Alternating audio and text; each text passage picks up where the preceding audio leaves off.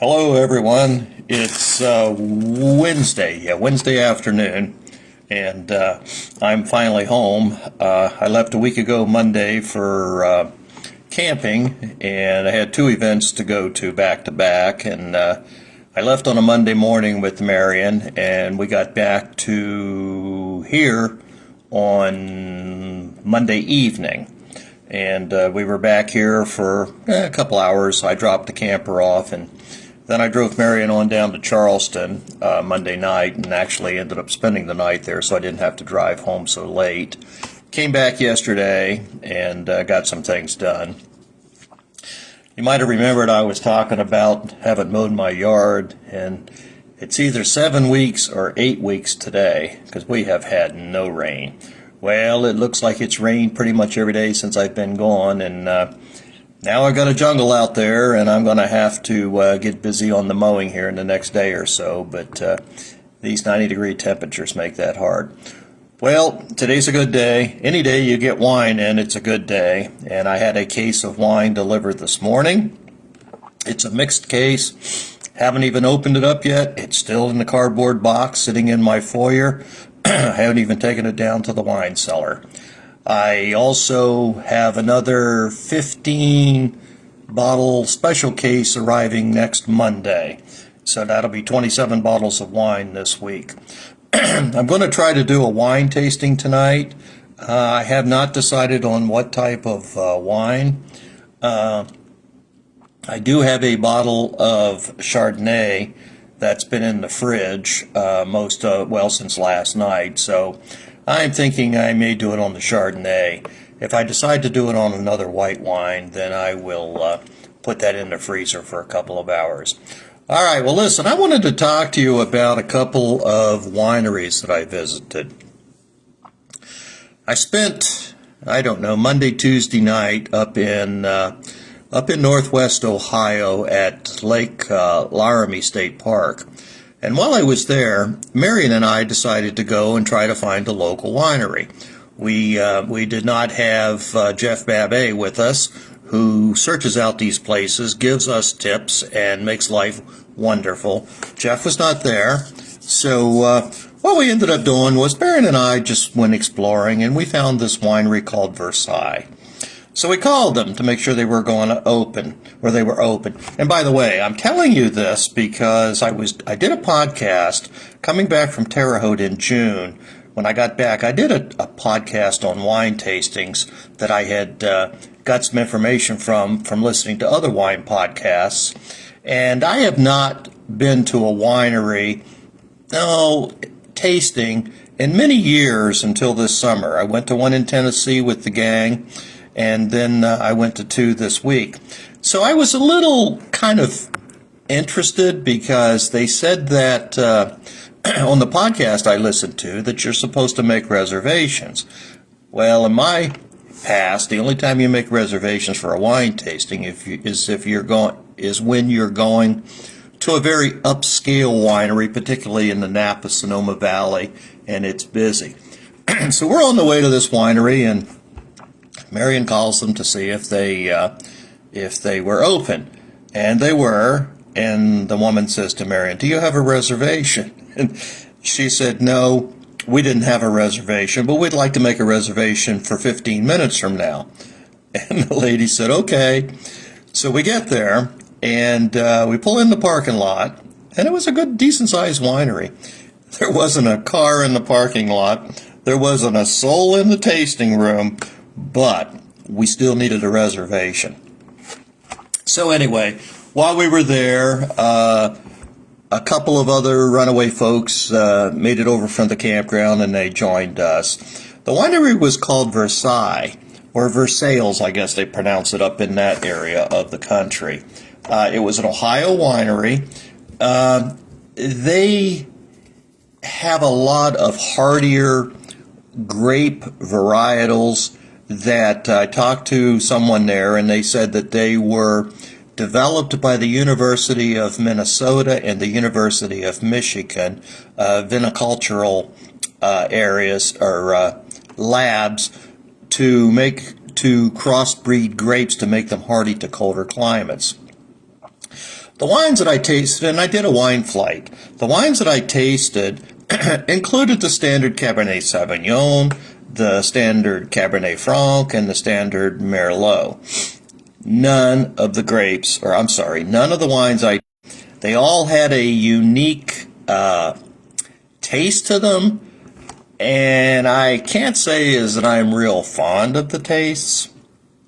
They, it's actually, I would think, and I have to do some reading. I think I read about this years ago. It's like an American.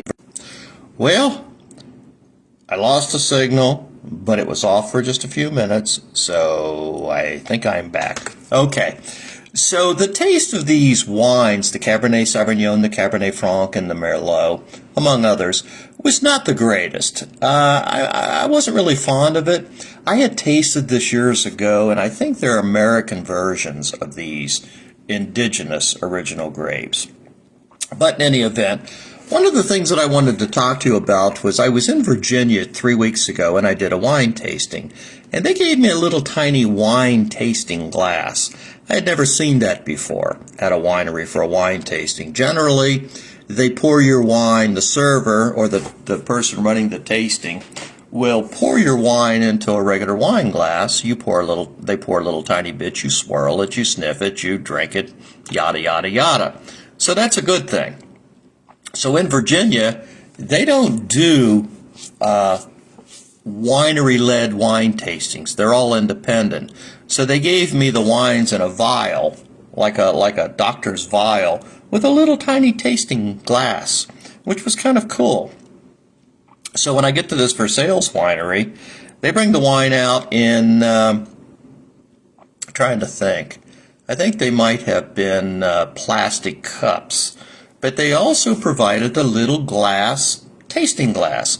So you pour a little bit of wine out of the plastic cup into the little tasting glass.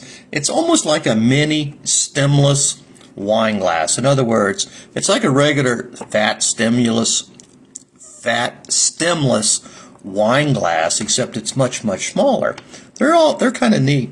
So anyway, we get all done, and the woman says, "Oh, you can take those little tasting glasses with you." Now it makes me wonder. I wonder if the same thing happened in Virginia, if they would have let me take those little glasses. It doesn't matter, but I didn't take it. So anyway, we went to this wine tasting, and it was okay. I did buy a couple of bottles, not so much that I enjoy the wines, but more to support the local wineries. So we left the next day, and we decided to head up to Michigan and spend the night en route to our next rally. So we stayed in Bay City, Michigan, and we got up the next morning, and I needed to swing by Aldi's or Kroger, which we found on Aldi, to get a few things that I was going to need because the campground was in a very, very remote area up in on the Upper Peninsula in way up northern Michigan on the south shore of Lake Superior. So while I was at the Aldi, I came out, and right next door was a infamous or famous, however you want to look at it, Michigan dispensary. Everything is legal in Michigan, including recreational. So I don't smoke weed. I'm too old for that. It affected my lungs. But I do. Anyway, I went over and I went in, and I ended up buying some chocolate, which is the way that I usually enjoy some of my chocolates. And so I bought 4 chocolate bars and at this dispensary in Bay City, Michigan. So back to the wine. So the next day we made it up to Muscatine State Park in very northern Michigan, and so everybody was out gallivanting the first day or so. So the second day, Marion and I are driving around, and we see this sign for this winery that said winery 15 miles or whatever. It's called End of the Road Winery. So like a squirrel seeing a shiny object, off we went. So we go up this road, down that road, turned left here, turned right there, ended up on a dirt road, went a 3/4 mile on the dirt road, and voila, there was the winery. So we go in and we did a tasting there, and As far as the tasting glasses, they were the same as the Ohio one. They did not let us take the wine tasting glasses, but it was the same concept. They put the wine in little plastic cups and you pour your own into your little tasting glass. And again, the wines were so-so. They were pretty much the same general overall flavor as the Ohio wines. And so I talked to the woman owner of it, and we were talking about the grapes. And she said that none of their wines were labeled as Cabernet Sauvignon, Cabernet Franc, or Merlot, like the Versailles winery was in Ohio, but they all were named after grapes. And I kind of pride myself on knowing the names of grapes. I did a tasting of 5 wines. Marion did a tasting of 5 wines, of which, of those 10 wines, probably there was probably about 7 or 8 different wines between the two of us. I never heard of any of those grapes, not a single one of those grapes. And so I chatted with the owner, and she said that those grapes, all of their wines are named after the grape varietal. And again, like Versailles in Ohio, this Michigan winery on the UP uses grapes that were hybrids developed, as she said, by the University of Minnesota. And she said they were hybrids that were cultivated for very cold, extreme winter conditions, which of course they have on the UP of Michigan. But the interesting thing is the wines pretty much all tasted the same. Most of them were fairly consistent and averaging taste. And then another one tasted almost like, I don't know, I've never drank antifreeze. Marion thought it smelled and tasted like antifreeze. She's never drank antifreeze either. I thought it smelled like a musty old rug. I mean, it just was gross. And I sniffed it and swirled it and sniffed it, and it wasn't getting any better.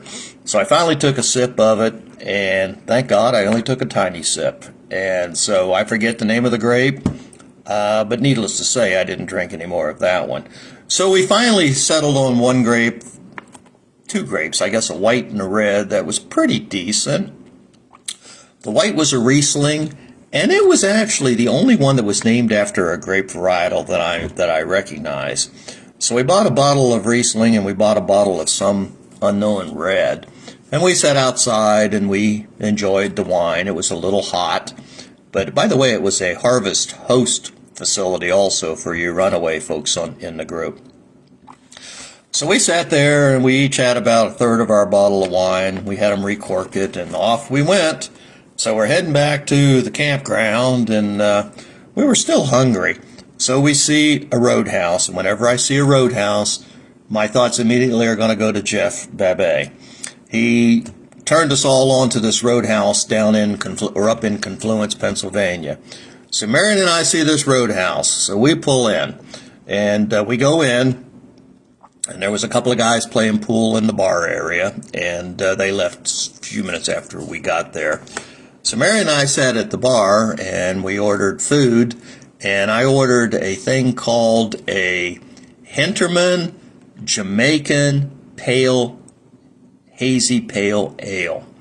So it was an excellent beer. The only issue I had was I asked them if they had pale ales. They said they had 2. One was a Hinterland from Green Bay, Wisconsin, and the other was from Kalamazoo, Michigan.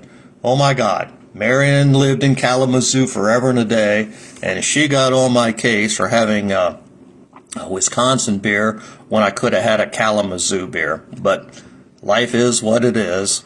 But it was a very good beer, and I got a nice sandwich out of it, and on we went to the campground after that. And thank goodness we didn't have the camper. We weren't towing the camper. It was back at the campground because I'm following MapQuest, and sure enough, it took me on some of the old famous Upper Peninsula Michigan dirt roads. And I mean, you talk about dusty. Earlier that morning, we had driven to Grand Marais on the coast. and we went about 20 miles on a gravel dirt road the whole time. So, but any event, I wanted to come on and give you a little bit of wine information on these hybrid grapes. I doubt seriously that I'm going to do much research on them and try to come up with the names of them again, because first of all, I don't remember the names, and I didn't keep the wine tasting sheet that they had given me. But, excuse me, let me just say that they're very unimpressive wines. If you get up there, it's worth your time to go to a winery and taste it. But if you are a wine drinker who drinks quite a bit in the sense of being able to identify different grape varietals, you're going to be disappointed. You're not going to be able to taste the grape varietals. So, but it's worth the time to try it. So, and then by the way, on our page here, I noticed that Terry Frame, one of our members, which I know Terry from years ago, we worked together at WVU at Parkersburg. Terry had gone to a winery up in Coshocton County, which is maybe an hour and a half north of where I'm at. And she posted pictures of that. And I love it when people in the group attend wineries or visit wineries and they post pictures of it and they give me a little bit of information about it. She gave me the name of the winery. And interestingly enough, the couple that owns this winery, they said that they had trained at Rainbow Winery. Well, I moved in this house in 1995, almost 30 years ago, and a couple of years after we moved in, my ex-wife and I decided to go and visit a winery in the area, and we ended up at this Rainbow Winery. They had just opened, so I don't know if this is in 1995, 96, 97. It was somewhere in that range.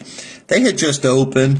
They were big on fruit wines, which I'm not, but they had a couple of Cabernets and Merlots and things like that. So I do remember I bought a couple of bottles.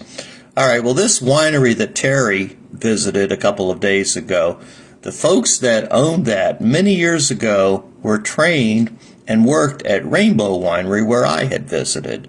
So it's possible that one of them actually could have been the person who waited on my ex-wife and I. Who knows? But I did appreciate Terry taking the time to post pictures and talk a little about the winery that she visited.